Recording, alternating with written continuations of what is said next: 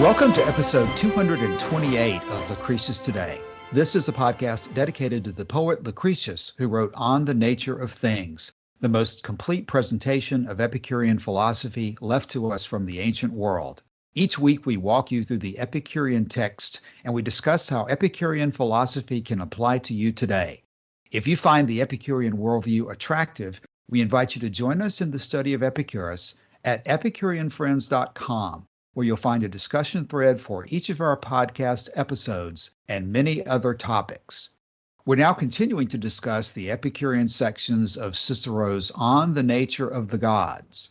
And this week we continue with the arguments of Velleius, the Epicurean spokesman, beginning in section 9.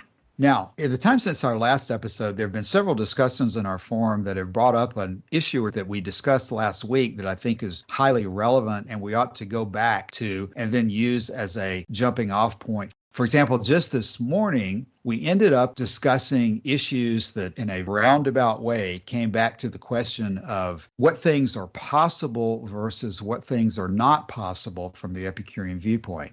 Whether there are divine limits, whether there are logical limits, whether there are limits of some other kind that distinguish what's possible from what's not possible. And also, in a similar context, we came back to the issue of how long should one seek to live?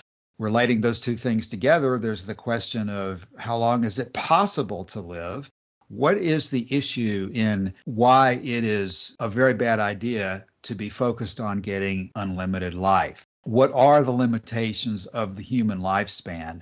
Is it possible to extend human lifespan through technology and better medical care and so forth over the years? And if it is indeed possible to extend the human lifespan, what does that mean in terms of where is the dividing line between how much life we should wish to have and how much we should realize we just cannot simply have and therefore not even wish for, so as to set up a craving that certainly cannot be attained?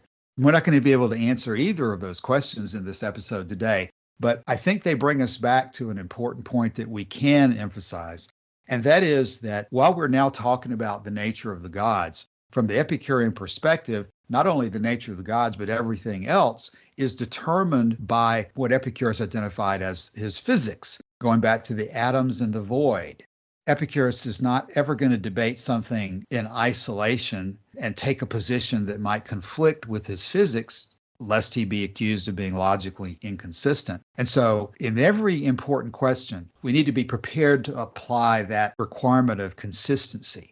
And where we saw it last week was near the end of section 8, Velleius asked this question in reference to one of the major positions that non-Epicureans were taking, predominantly the Platonists, but perhaps others. Velleius said this: "But what is more remarkable, he gives us a world which has been not only created, but if I may so say, in a matter formed with hands, and yet he says it is eternal. Do you conceive him to have the least skill in natural philosophy who is capable of thinking anything to be everlasting that had a beginning? For what can possibly ever have been put together which cannot be dissolved again? Or what is there that had a beginning which will not have an end?" In looking at this question, you need to ask yourself, what is Velleius presuming as his reasoning in saying that someone who says that a created thing can be eternal has no skill in natural philosophy? Is it observation alone of things that we've seen in our lives that is his basis for saying that? Is there some kind of identification of a natural law of some kind that requires that something that has a beginning have an end? Is it a combination of the two? Is it a kind of true reason that is based on observation that leads him to think that this is a good argument? Whatever it is, I think it's something that we're going to see played out over and over as an example of Velleius taking Epicurean physics as his starting point for his position about the gods. That's something that we discussed last week. I want to take a slight detour and bring up something that is another excellent example of this issue. It's something that we find in Norman DeWitt's Epicurus and His Philosophy in chapter 13, which is entitled The True Piety a subsection entitled Incorruptibility and Virtue. DeWitt points out that Epicurus himself did not say that the gods are eternal. Now, eternal is the word that we've been talking about for the last few minutes that Velleius has used in describing the universe as eternal. But many of us, I think, default to the presumption that Epicurus held the gods to be eternal. And that's what DeWitt says is not the case. They are not by nature without a beginning and without an end. DeWitt says this on page 267 of his book. If the adoption and adaptation of the Heraclitean theory of flux to explain the nature of the gods, that is, by an efflux and efflux of images, seems astonishing to the modern reader, not less astonishing is the doctrine that the maintenance of their own incorruptibility should be ascribed to the gods as a virtue. This is certainly advanced doctrine and rather difficult to understand and more difficult to accept, yet the evidence for it is sufficient and explicit. At the outset, it must be observed and kept diligently in mind that nowhere in his extant writings does Epicurus call the gods immortal. This might be thought an accident of the tradition were it not for the fact that other considerations rule out this possibility. The reasoning behind this doctrine of incorruptibility is readily discerned. From the doctrine that nothing exists except atom and void, it follows that the bodies of the gods must be corporeal. Gods are zoa, animate beings. They are thus units in the ascending order of nature, as is man. Being in this order and corporeal, they cannot be deathless. If deathlessness were inherent in their nature, they would be in another class by themselves. Since they do belong in the same class as man, it is a logical necessity to think of their incorruptibility as by some means preserved. Since in the cosmos of Epicurus, unlike that of Plato, this incorruptibility lacked a superior being to guarantee its continuance, the sole possibility was that the gods preserved it for themselves by their own vigilance. Thus it must be discerned that just as the happiness of man is self-achieved, so the happiness of the gods is self-preserved. However astonishing this doctrine may seem, it is well authenticated. Plutarch, for example, who though hostile wrote with the text of Epicurus before him, had this to say, quote, "Freedom from pain, along with incorruptibility, should have been inherent in the nature of the blissful being, standing in no need of active concern. This manifestly implies that Epicurean gods were unable to take their immunity from corruption for granted, but must concern themselves for its perpetuation." I'm reading that to mean that the quote from Plutarch is saying that Plutarch is criticizing Epicurus. He's saying that Epicurus should have made freedom from pain and incorruptibility inherent, but that he did not make it inherent, and that's why DeWitt is citing it as an example. Then continuing on, DeWitt says, the incongruity between this selfish concern for their own bodily security and their indifference to the good of mankind was certain to elicit condemnation from believers in divine providence, and this has not escaped record. Thus the Christian Eusebius quotes his Atticus as saying, quote, "According to Epicurus, it's goodbye to providence, in spite of the fact that according to him, the gods bring to bear all diligent care for the preservation of their own peculiar blessings." So we're not going to be able to trace that issue down today, but it appears to be an example that from the point of view of Epicurean physics, you apply even to the gods the issue of nothing being eternal, having no beginning and no end other than the atoms themselves, and that no combination of atoms and void, even that of the gods in the quasi-body form that they have, are exempt from the rule that only the atoms and void are by nature and eternally the same. And so before we go into section 9 and continue on with new text today, it's a good time to remember that Epicurean theory of the nature of the gods is an extension of Epicurean physics and Epicurean canonics.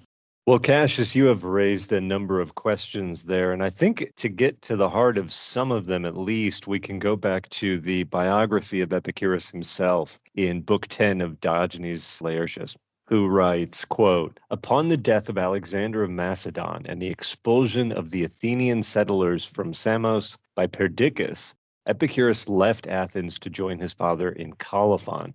For some time he stayed there and gathered disciples, but returned to Athens in the archonship of Anaxicrates. And for a while, it is said, he prosecuted his studies in common with the other philosophers, but afterwards put forward independent views by the foundation of the school called after him. He says himself that he first came into contact with philosophy at the age of 14. Apollodorus the Epicurean, in the first book of his Life of Epicurus, says that he turned to philosophy in disgust at the schoolmasters who could not tell him the meaning of chaos in Hesiod. And I want to take that as a starting point here because it's directly related to the question of how did things come to be the way they are? Have the atoms and void, as the Epicureans thought, always existed in one combination or another, and that the stuff that's made up out of them is temporary? Or do we take this opposing view that everything that exists began to exist in a primordial state of chaos? And I'm going to read a passage now from Wikipedia that deals with that question. This is on the page for chaos in cosmogony. Quote, "The notion of the temporal infinity was familiar to the Greek mind from remote antiquity in the religious conception of immortality. They believed that the world arose out of a primal unity and that this substance was the permanent base of all its being. Anaximander claims that the origin is Epicurus, the unlimited, a divine and perpetual substance less definite than the common elements of water, air, fire, and earth, as they were understood to the early Greek philosophers. Everything is generated from this unlimited and must return there according to necessity. In Plato's Timaeus, the main work of Platonic cosmology, the concept of chaos finds its equivalent in the Greek expression chora, which is interpreted, for instance, as shapeless space, or chora, in which material traces, ichne, of the elements are in disordered motion. However, the Platonic chora is not a variation of the atomistic interpretation of the origin of the world, as is made clear by Plato's statement that the most appropriate definition of the chora, which is transcribed into the Latin alphabet as chora, the most appropriate definition of the chora is a receptacle of all becoming, its wet nurse, as it were, as he says in his Timaeus.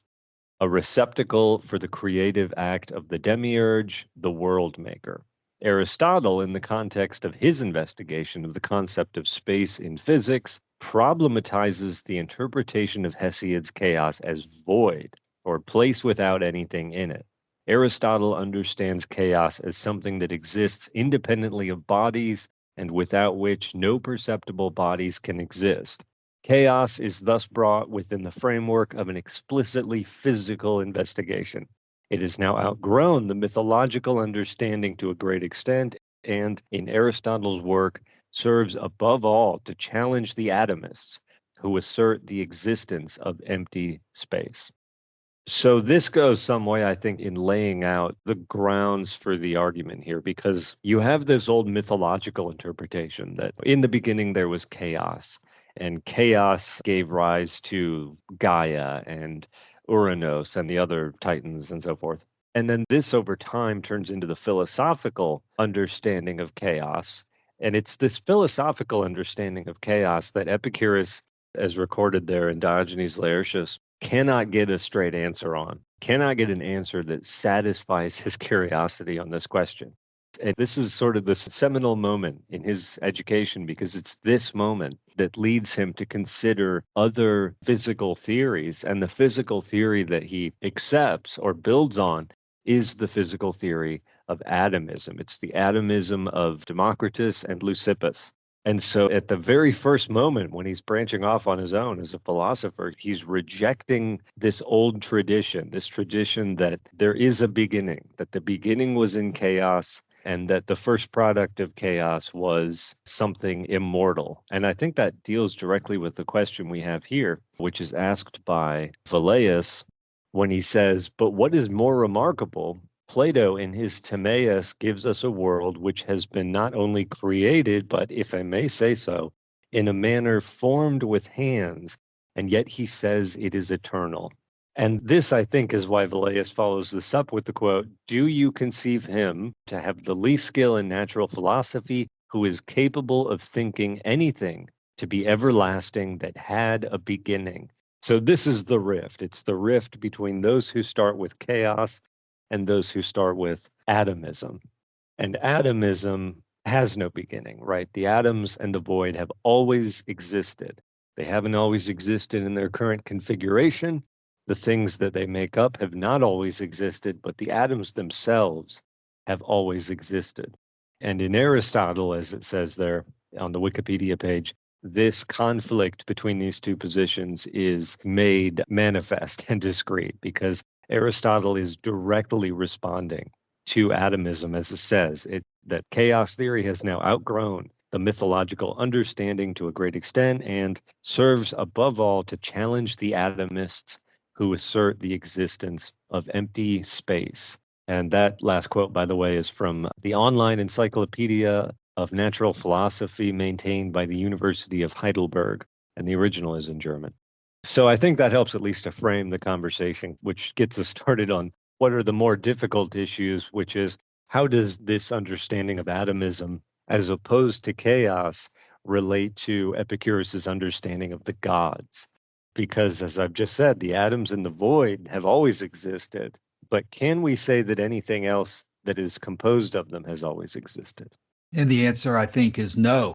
That's a great place to start the analysis with the early childhood, the early education of Epicurus, because I think so many people out there think that Epicurus's views of the gods is shaped by his primary focus on pleasure, and that pleasure tells us how to think about the gods. When the reality, I think, is exactly the opposite. It is Epicurus's view of the gods and of the rest of the universe of which the gods are a part that tells us where to put pleasure in the great scheme of things. Epicurus was concerned about where chaos came from. He thought it made no sense to avoid giving an answer to that question because, of course, the reason for the question and the reason it is difficult is, what is God's role in all of this? Did God create chaos? Did God come from chaos? You have to ultimately take a position on whether there is some supernatural being above nature, outside of nature, or whether ultimately nature is everything and everything comes from nature and it's the rules of nature that ultimately control everything. We should never underestimate the importance of this question, because if you take the position you just don't know, then you're not answering the question about whether there is a supernatural God. If you take the position that chaos or the elements are eternal, then you have answered the question that there's no supernatural being that created the elements. I regularly think about a phrase that may or may not apply to Epicurean philosophy, but where St. Paul in the New Testament talks about the people being the slaves of the weak and beggarly elements, at least in the King James version of that translation. People want to argue that if you take the position that atoms are the primary constituent of the universe, then you're basically a slave to the atoms, and it'd be much better to be a slave to God than to be a slave to the atoms. And while talking in terms of slavery is an emotionally loaded way of looking at things, ultimately, if Epicurus had concluded that there was a supernatural realm, a supernatural being who was dictating to the elements how they should arrange themselves, then anyone of any common sense, it seems to me, would have concluded that it's more important to listen to what this supernatural being is saying than it is to study the elements, because they are just tools of the supernatural being.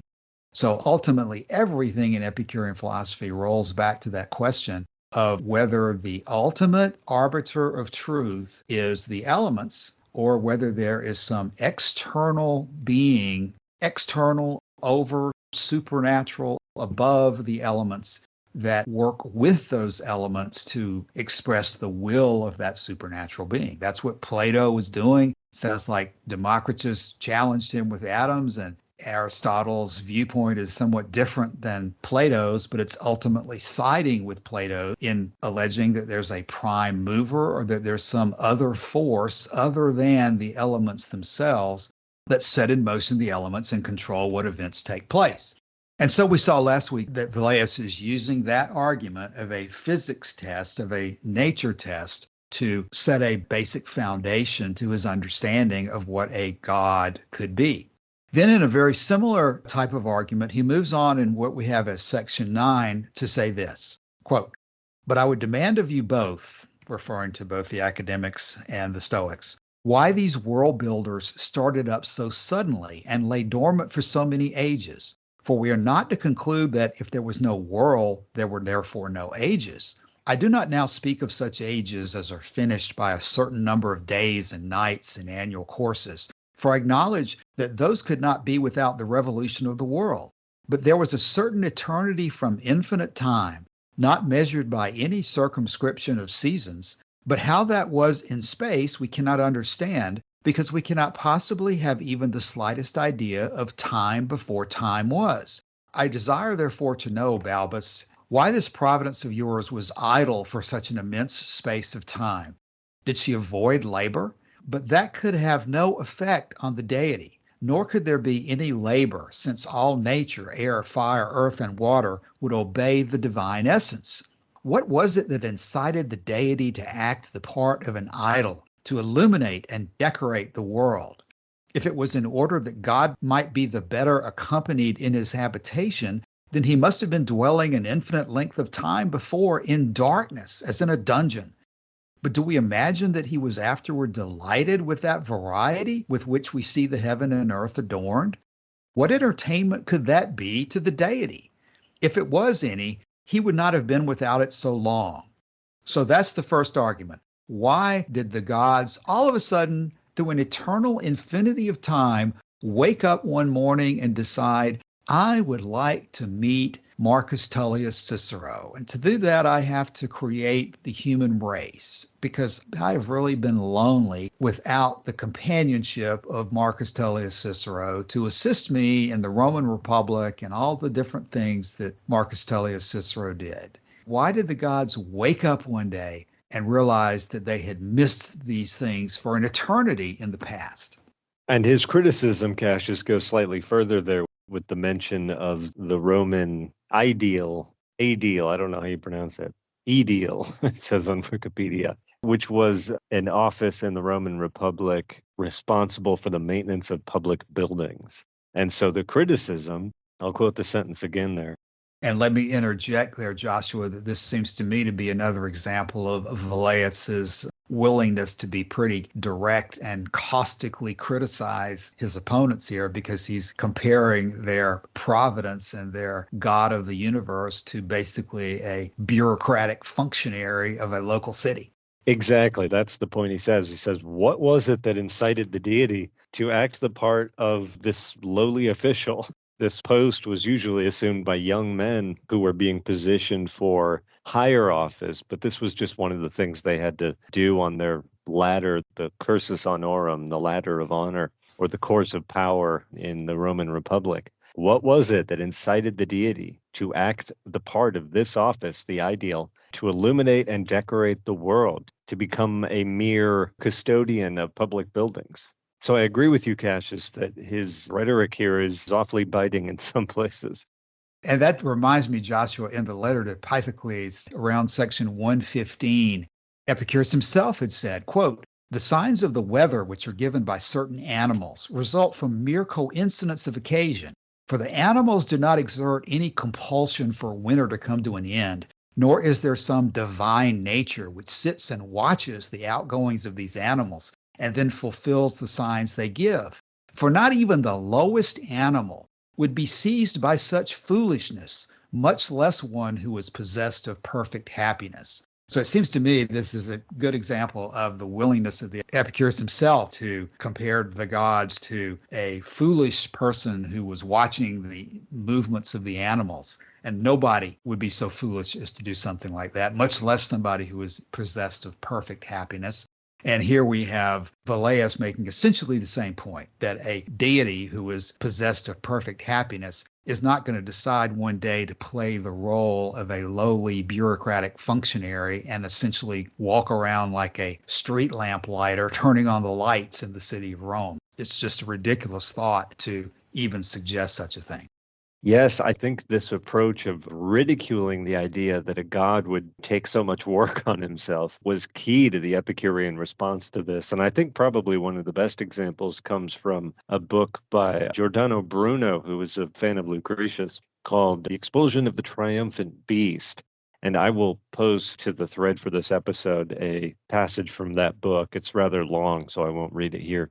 But to tie this back in some ways to the alternative idea, which is atomism, which is the idea that the laws that govern these things do not come from gods, but are sort of woven into the fabric of the nature of things, I do want to quote from Stephen Greenblatt's book, The Swerve, where he talks about how Lucretius was received. And he has this to say about atomism in Florence in the 15th century and how it was received. He says, "Such questions were way beyond the competence of anyone before the era of modern science, and men of good sense, from Cicero onwards, laughed at the absurd notion of the atomic theory. At any rate, such questions are still debated. Lucretianism was a strictly practical philosophy and free of superstition, but his poetry used classical mythology as a prop. The poem begins with an invocation to Venus, which was hugely appealing to the Florentine artists, and it inspired Botticelli's Birth of Venus in 1486 and his Primavera in 1481. In a series of annual lectures in the 1490s, the professor of poetry and oratory, and later to be Chancellor of Florence, Marcello Adriani, promoted Lucretian thought, but a powerful backlash was engendered by such heretical ideas, and a religious reaction, spearheaded by the fundamentalist preacher Savonarola, was brewing. He claimed to be the voice of God and predicted war, famine, and general mayhem if the city did not repent of its evil ways. At Lent 1492, he declared, "Any day now, indeed at any hour, the heavens and the earth are going to collapse." Today, preaching the end of the world excites only derision, but in 15th century Florence, the message could still terrify if delivered with the kind of malign force that Savonarola could muster. His hellfire and brimstone preaching coincided with real dangers for Florence, and in 1495 he orchestrated a bonfire of the vanities, burning books and other impious objects. He had Lucretius specifically in his sights, preaching against the absurdity of the atomic theory. Quote, "Listen, women. They say that this world was made of atoms, that is, those tiniest of particles that fly through the air. Laugh, women, at the absurdities of these learned men." So the conflict we've been describing, which is the conflict between the Platonist and Aristotelian and later Christian view and the atomic, Democritean, Epicurean, and Lucretian view, is one that has a long staying power, and it's at the heart of all of these questions that we're talking about today. And we can pretty easily relate it to some of the things we see today. In fact, as we're recording in the early months of 2024, we've been through a period of time where there was a lot of discussion of complete solar eclipse and the different thoughts that come to people's minds when they observe something like that. We've just recently, this past weekend, been through a period of larger than normal solar flare activity. And so people in different regions who have seen the aurora borealis have experienced something similar. People are generally confronted with the question of, is there a God who is sending signs to us to tell us that he's pleased or displeased with our activities? Is there a God who was going to destroy us for being or for rejecting his instructions on how to live our lives? Lucretius himself and the Epicureans always identified this principle that Velleius has mentioned, that things which come together will eventually break apart. And so even in Epicurean philosophy, the world that we live in does have an end at some point, but it makes all the difference in the world whether that ending is going to come as a result of the natural processes that we can observe and come to be able to predict at some point and even in some way deal with. or whether the ending of the world is going to come because some supernatural being declared that he didn't like the way things are going, and so he's going to send a flood to kill everybody and reserve for himself the right to change his mind after it's over and regret that he did it. Whether things are being done by these arbitrary and capricious deities, or whether the things that we see around us that are indeed frightening to people who don't understand the reason for it, ultimately have natural explanations that come from the atoms. Again, maybe the point for the day is just to simply emphasize as strongly as possible that it is the Epicurean view of the nature of the universe, going back to the atoms and the void and the way that things happen in a natural and non-supernatural way, that informs everything about the way we understand the universe, including and especially the nature of the gods. The gods did not live for an eternity of time pining away in regret that they did not have the human race to amuse themselves with. It makes no sense to consider such a thing. And yet that is exactly what we are asked to believe by the various supernatural religions, who come down in essentially a Stoic point of view that not only did the gods decide to bring the world into existence for their amusement, but that from the very beginning of eternity, it was all absolutely necessary, and that fate had preordained from the beginning of time in a way that even the gods themselves are not able to change, that everything that has happened was intended to happen and has happened exactly in accordance with some kind of a divine plan. That's at the root of Platonic, Aristotelian, and Stoic theory and philosophy about the way the universe operates. And it's Epicurus that ultimately produced the philosophical movement that Lucretius ends up describing as being worthy of a god. We use words like immortality in lots of different ways. And one way of using the word is that once you achieve something of monumental importance, of such importance that the rest of humanity just takes notice and sears it into its common history, then you've achieved a certain amount of immortality for yourself. I think that's the way in which Lucretius is generally describing Epicurus as being as if a god. That by leading a philosophical movement to allow people to escape from the threats and oppression of capricious, arbitrary, supernatural theology, that is an achievement that essentially makes them immortal from the eyes of those who appreciate that this is something that's essential to their happiness and their ability to live the only life that they do have in the best way possible. And so this first argument of Velleius is it's just ridiculous to think that the gods were asleep for an eternity and then they woke up one day and decided to create the universe. He extends that argument in a slightly different direction by saying, or were these things made, as you almost assert, by God for the sake of men? Was it made for the wise? If so, then this great design was adopted for the sake of a very small number of people. Or was it designed for the sake of fools? First of all, there's no reason why God would consult the advantage of the wicked. And further, what could be his object in doing so, since all fools are without doubt the most miserable of men, chiefly because they're fools? For what can we pronounce more deplorable than folly? Besides, there are many inconveniences in life which the wise can learn to think lightly of by dwelling rather on the advantages which they receive, but which fools are unable to avoid when they're coming, or to bear when they are come. So another very sniffy kind of argument here by Velleius. Are you suggesting, Balbus, are you suggesting, Cotta, that God made the universe for the sake of men? Well, which men did he make the universe for? Did he make it for the wise? Well, there's not very many of those around, Balbus and Cotta. Or did he make it for the sake of fools? Well, why in the world would he make a universe full of fools? Because they're the most miserable people around. So don't assert to me, Stoics and academics, that God made the world for the sake of people, because that makes no more sense than to say that he just woke up one morning randomly and decided to make the world. There was a particular thought experiment that the late Christopher Hitchens was very fond of, and it deals more directly with the idea of God as a saving and intervening being. A God like, for example, the God of Christianity.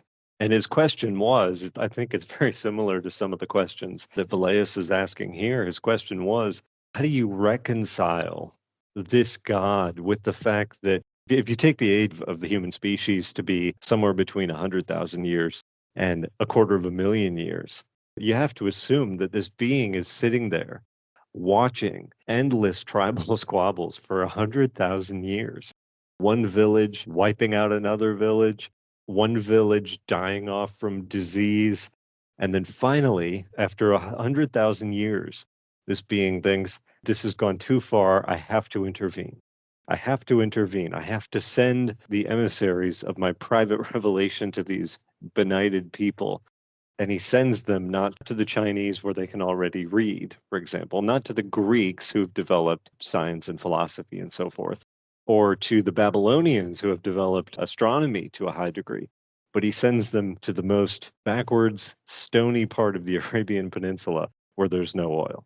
Ridicule has a place in all of this because it's absurd to think that a God would create the world, let mankind develop, let him struggle for existence for 100,000 years, and only then send a carpenter from the backwater of the Roman Empire to save us all. It's frivolous that people are even making the case that this is true. But of course, they have an answer for everything. And so that's one reason why humor and sarcasm are antidotes to that, because ultimately, when somebody is willing to imagine things that have no basis in reality, you eventually have to stop arguing with such a person because you're not coming at the discussion from a shared sense of what is real and what is not real. You just mentioned a lot of different nations that arguably God could have chosen to send his messengers to the world instead of the ones that he allegedly did send his messengers to. And that just brings up to my mind how many different types of people there are in the world, how many differences in perspectives that there are. And what we're here today to talk about is Epicurus's perspective. We're not going to be able to resolve in everybody else's minds with certainty whose perspective is right and whose perspective is wrong. But at the very least, we can emphasize that there are so many different perspectives about these issues.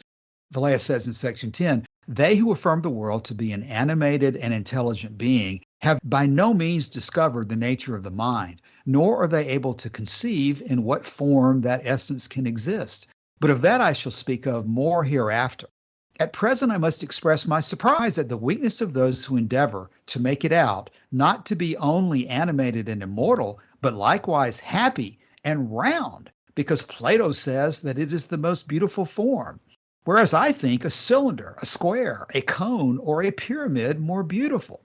My point there being, everybody has different tastes, including how they would imagine the deity to be. Apparently, Plato thinks for some reason that round is the most beautiful form.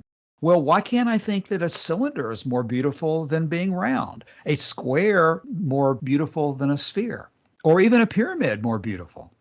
And the answer is that ultimately Plato has no justification. He has no evidence. He has no authority to stand on that a sphere is the most beautiful object, other than that he says so.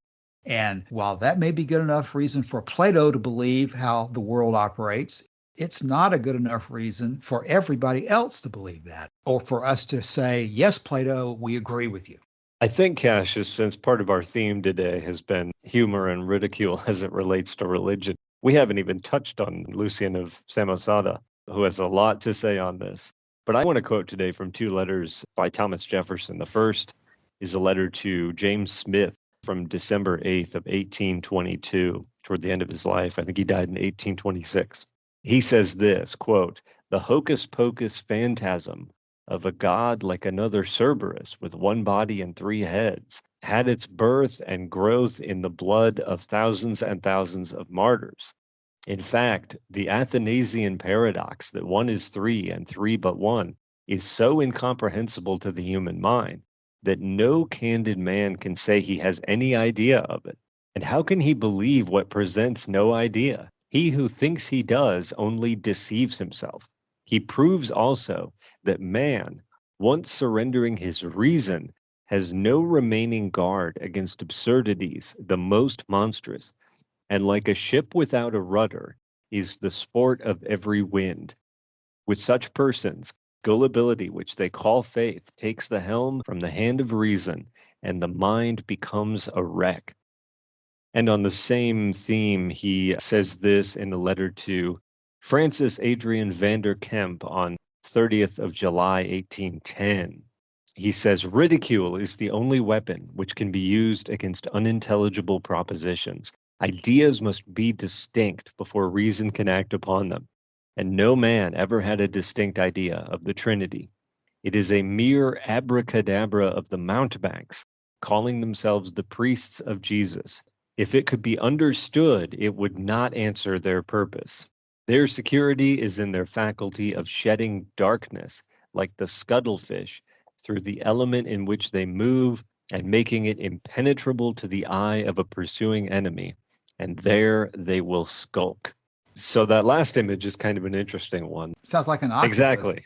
Exactly, yeah. Muddying the waters is a phrase that we use, but that's a more elaborate image. And it's a good one, I think, that some of these arguments, that the cosmos was created out of chaos, but nobody knows what chaos is or can explain it. That this is just muddying the waters and then living in the darkness that you yourself have created. That is a very revealing analogy, it seems to me. It's not one that generally comes to my mind, but when you think about what Lucretius warned people against, that the priest would be spinning tales to upset their plans of life and so forth, is it not just a very good analogy to an octopus excreting a smokescreen, to smoke screens in general, to just the idea of muddying things up so that people cannot understand the truth? I think a lot of people we talk to tend to be very benevolent, and they want to think the best of other people. They want to think that nobody in their right mind is really attempting to be harmful or really is attempting to obscure or cause confusion. But that's not the way the world is. And even in Mother Nature itself, we see animals who use the muddied waters to allow them to hide, as if there's certain types of birds and hiding in a cloud or something like that. Obscurity is something that people use offensively. And this is a good reminder that what we're talking about is not necessarily always just men of good faith having different opinions about things. We're also talking about, as in the case of Plato, noble lies that they know are lies and yet are willing to throw out there to confuse people for their own ends. So those are good points to remember today. We're coming to the end of a normal length episode. So let's see if there's any closing thoughts. We'll come back next week and continue in section 10. But for now, we've been touching on themes of physics and ridicule, sarcasm, so forth. Any other thoughts as we begin to close today? Yeah, since we've been talking about muddying the waters and so forth, I do want to quote from someone I mentioned earlier, Lucian of Samosata, in his letter on Alexander the Oracle Monger, who writes, in this connection, Alexander once made himself supremely ridiculous. Coming across Epicurus's accepted maxims or principal doctrines, his Curiae Doxae, the most admirable of his books, as you know, with its terse presentment of his wise conclusions, he brought it into the middle of the marketplace, there burned it on a figwood fire for the sins of its author, and cast its ashes into the sea. He issued an oracle on the occasion, the dotards maxims to the flames be given. The fellow had no conception of the blessings conferred by that book upon its readers, of the peace, tranquility, and independence of mind it produces, of the protection it gives against terrors, phantoms, and marvels, vain hopes and inordinate desires, of the judgment and candor that it fosters, or of its true purging of the spirit, not with torches and squills and such rubbish, but with right reason, truth, and frankness. And so as we continue our way through the Velleius material here in Cicero's De Natura Deorum on the nature of the gods, we should attempt to do so in the only way that Epicurus would countenance, with right reason, truth, and frankness, not by muddying the waters and making it so that no one can see. I completely agree that is our goal, and we're going to do our best to do that as we continue in the future. In the meantime, we invite everyone to drop by the forum and let us know if you have any comments or questions about what we've said today or in any of our other episodes. We're doing our best to incorporate comments that are relevant to this discussion of the gods as we go forward, and we'll continue to do that. So let us know if you have any thoughts. Thanks for your time today. We'll be back next week. Bye.